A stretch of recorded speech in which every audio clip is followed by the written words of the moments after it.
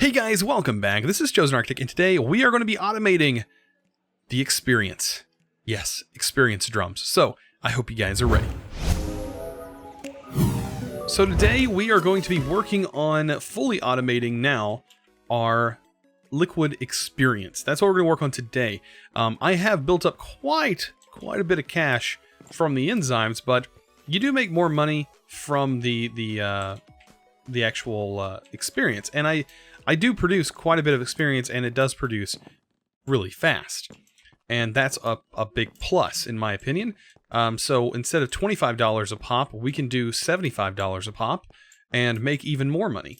But today, we need to automate this thing. So, in order to do that, we need a few things. We need an auto breaker and an auto placer. I'm going to use the ones from Actually Additions. We're going to need redstone receivers and a transmitter, 2 comparators, and a lever, and of course some redstone. And also you're going to need some placement blocks, so I'm going to get some gray, probably dark gray placement blocks, just for placing our redstone, since this does set a little bit higher than normal. So right here is where our tank's going to go, and what I'm going to have to do is get our tank situated, but I don't want to place our tank yet. And we may actually have to remove these conduits, because I did notice when I was doing testing, these conduits kind of have an issue sometimes. So whenever a block is removed and placed, this does not want to exactly connect. And I don't know if it's a visual bug or if it's actually not connecting, but we're going to find out whenever we get this up and running. So let's go ahead and get our actual breaker set up. This is going to be the first part of everything. So we're going to have an auto placer here and a breaker here. I do need to go ahead and actually get this thing placed the right direction. There we go. And just like that, we should be good.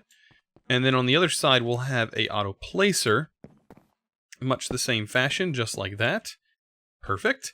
And then we're going to have a little bit of an area for redstone, because we do need a little bit of space for redstone. Unfortunately, I've done so much testing, trying to figure out exactly the best way to do this, and I cannot figure out a better way than this. If you guys have any suggestions, I'm not that great with redstone, but if you guys have any suggestions, I would greatly appreciate that. So what we're going to need is a comparator to basically detect how full this drum is, because as of last episode we did realize or figure out that that does work. So what we also need to do is go ahead and take these redstone receivers and transmitters, and these guys are pretty special. You have a transmitter which sends a signal right here, and then you have a receiver which will receive the signal. So we need to place down a transmitter. Now it basically works on the way or side you place the block.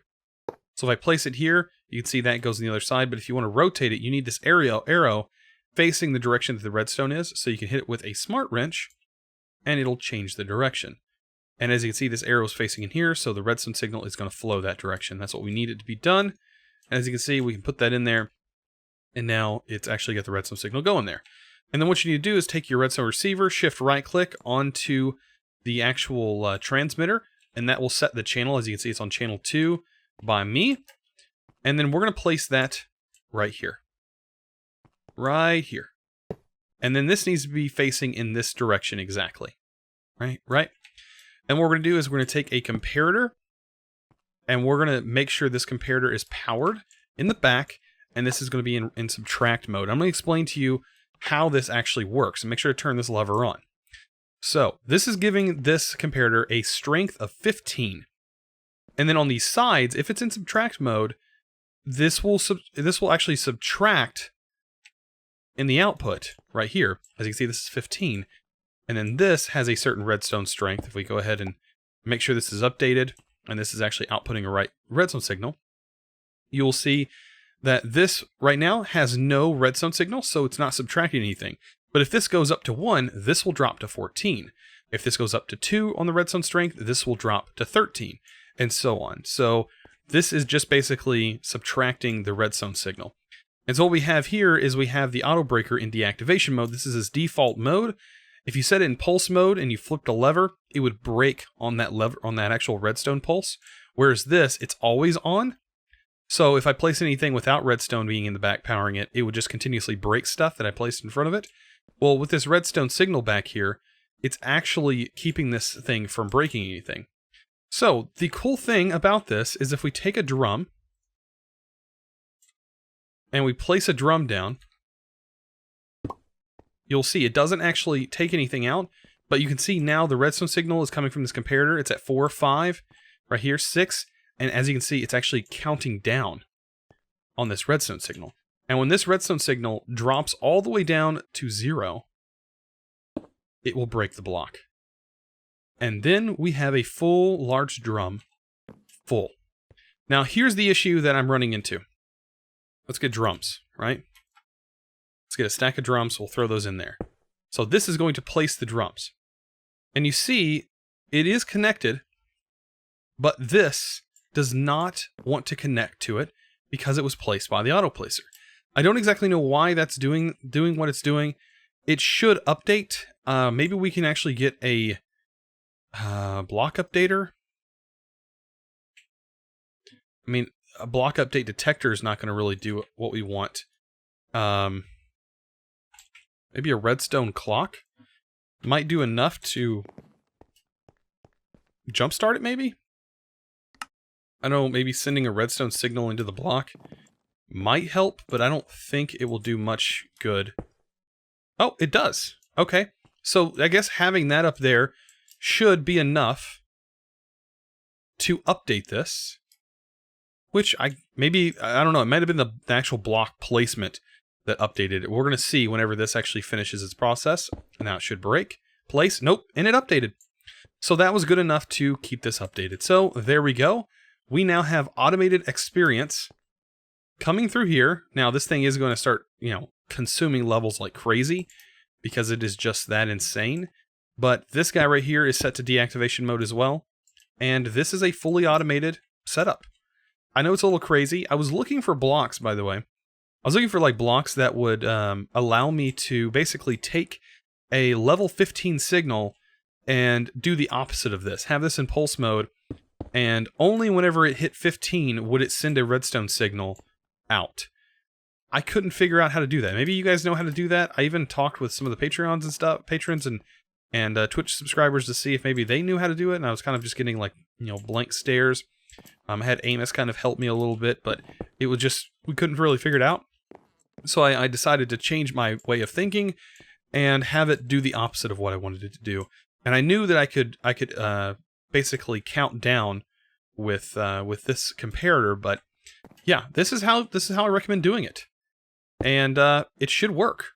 Like, this should definitely work. As you can see, it is working. We now have 18 drums full, and what we can do is turn those in. Look at all this we get. We get a lot of money from this. And basically, if we wanted to make this faster, we can just add some more chickens and upgrade the way our item droppers work, and this vacuum hopper should have no issue sucking in all the experience. So once we get to that point, that's why I didn't want to rely on a timer. I know many people will say, why don't you just use a timer? Well, whenever this starts getting low on experience and I'm actually just running off the chickens at that point, I will need this sort of setup because a timer won't work anymore. It even looks like now it's sort of slowed down for some reason. And that could very well be because we are getting low on stuff. I don't know. But I can see here, it is going a lot slower. 45 buckets? Almost feel like maybe it's because this technically looks like it's connected, but it's not. Always active, yeah. Something, yeah, it's because that wasn't connected. It wasn't actually updated. So, just some weird things that might happen with this. So I'm thinking about changing these cables to something else. Each one of these have extracting speed upgrades in them. Yeah, sometimes it might glitch out. That's why I want to change those. But anyways, that is pretty easy. Right? We get to claim all this at $75 a pop. Versus, I know it's not as easy to set up, but we're going to work towards automating a few of these different things. And this was one of them.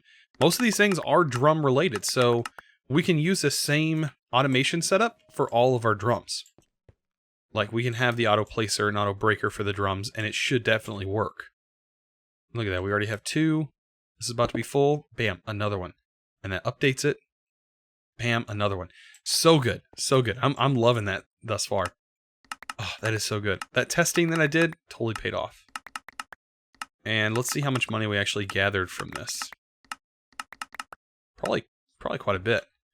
I'd say, because it's $75 a pop, that adds up quickly, right?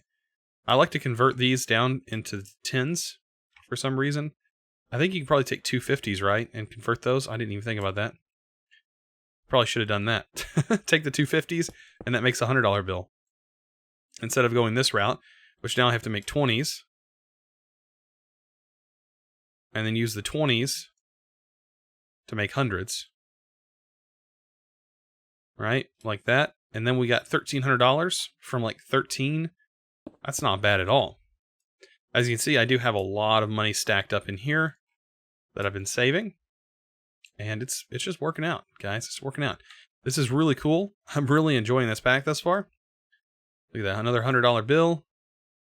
Store that in our wallet. And look at there. We almost have $1,500. And $1,500 technically can get us a creative energy cell, but I don't want to use it for that. I'm going to go towards the everlasting gluttony pool.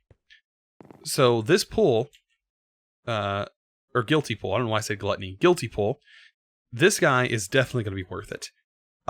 Mainly because I want to also automate the Starfield creator.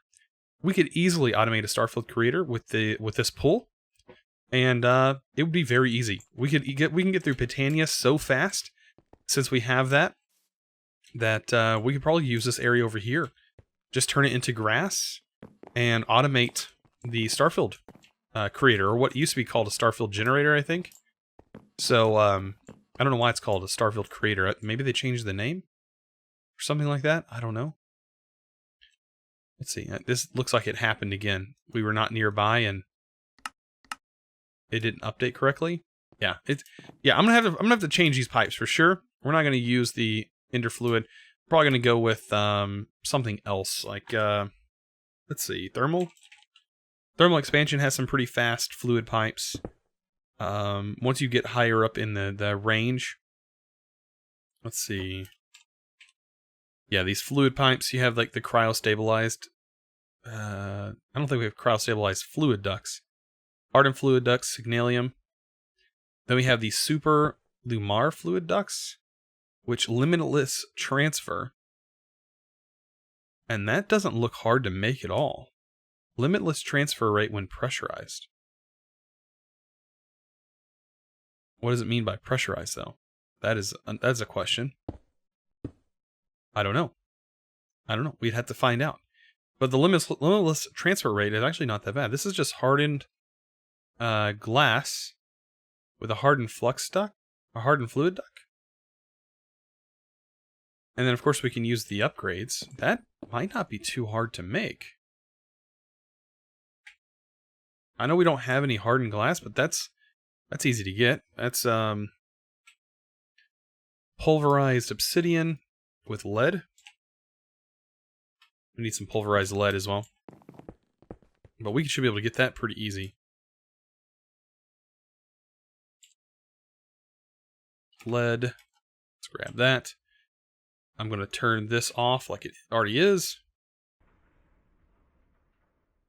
Throw that in there. There's all the lead we need. Induction smelter. Let's get that guy running. Turn that off. We don't need that automation we had set up before on anymore. So there we go. There's hardened glass. Hardened glass is EMCable, so we'll go ahead and save that. Take some hardened glass. We'll come over here. I'll like cut through the side windows. Yeah, we should be able to make this, I think. I'm kind of curious at what it means by pressurized. When pressurized. I don't know. All we need is the hardened version. I'll get 12 of those. And that needs bronze. Right? That's just 12. And then we're also going to need some other way. We're going to need some way to pull it out so we can make a resonant servo, I do believe. Not a redstone servo, redstone receiver. Or redstone retriever is what we should be using. So that's not too bad. That's I think we have everything to make that. Yeah, redstone retriever. like a Labrador Retriever. There we go. And hopefully we can go ahead and just replace all this. Yeah, I think that's going to be the best thing to do, is just replace all these conduits. So I hope that setting these up, I hope it doesn't like affect the, every time it places, I hope it doesn't affect the fact that we have a retriever on there. It might. I hope not. Can I put that on top? There we go. So this is automatically going to export. Now this should be doing the same thing, right? These should technically be automatically exporting as well. I don't know why they're not. I do like the color on that. And technically this should be exporting out. But I am going to put this on here. Set that to redstone control. Ignored. And that should be pulling out pretty fast. I don't know, it doesn't seem that fast.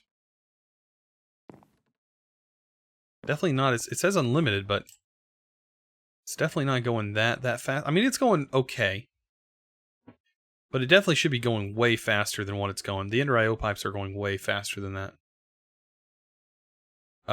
Unless it's literally just the retriever having the issues. Maybe that's the case, because we might have to put... yeah, we might have to just change this. Huh. I wonder if the Yeta wrench works on this. It does. Okay, perfect. Let's swap this out. Instead of doing it there, let's try this. Let's try putting resonant servos on each side. So we have 1, 2, 3, 4 connectors. So 1, 2, 3, 4. And we just put this on each connector. Maybe that'll be faster. Set that to redstone ignored. Redstone ignored. Redstone ignored. Like I said, maybe this will be a little bit faster. Hopefully. It is just not that fast. Does it tell me the transfer rate? Yeah, I figured those would be pretty fast. Well, I guess those fluid conduits are not that fast. This is way faster with the upgrades in them. It just can't move the fluid fast enough for some reason. And I think it was probably limited because these may pull faster out of this machine than what was able to be pulled out of before. So I don't actually know why it was so slow, but I don't know. These are automated guys, and we now have to move on. Like we have this done, we have enzymes done. We're gonna have to start working on getting the starfield generator done, and to do that, I need to purchase some things. And we can also get started really fast. If we wanted to skip the pull, we could do the blacker lotuses. These guys are really nice, by the way. It does 1/4 of a mana pool. It's either 1/4 of an eighth. I think it's 1/4 of a mana pool. I think it's like a full. Yeah, it's 1/4 of a mana pool, I do believe. But I think it's better if we just spend the 10 grand that we have, and we just go for that, right? So what exactly? How much was it? 36 $100 bills. And that's what we need. That's what we need to buy this thing. So now this can be picked up. There is a little warning here that says cannot be picked up in survival once placed in the world. So the creative energy source cannot be picked up, but these guys can. So this can be picked up. It shouldn't cause any issues. And we now have completed those two.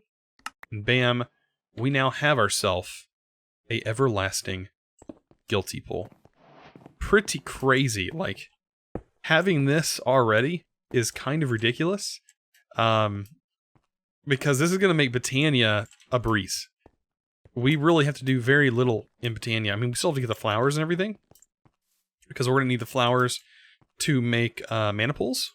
Or not make mana pools, make our wand and make the living rock and stuff.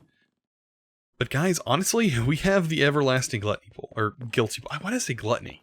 It's like, I'm not eating something. Like, what are you talking about? It's mana. But the everlasting guilty pull we now have. And we still have some money to spare. Like, we do have a bunch more money. These are kind of ridiculous too. We did have somebody that actually made a bow that could pretty much one-shot you through any armor that's in this pack. No joke. With some of those creative modifiers, you can do that. But yes, next episode, we're going to work on the Starfield Creator. I hope you guys are ready for that automation. I will see you guys in the next episode. If you enjoy this video, don't forget to click that subscribe button if you haven't already. And also ring that notification bell if you have subscribed. That would really, really help out. That way you guys can be notified when I do post videos. And anyways, guys, thank you guys so much for watching. I'll see you guys in the next episode. As always, thanks for watching.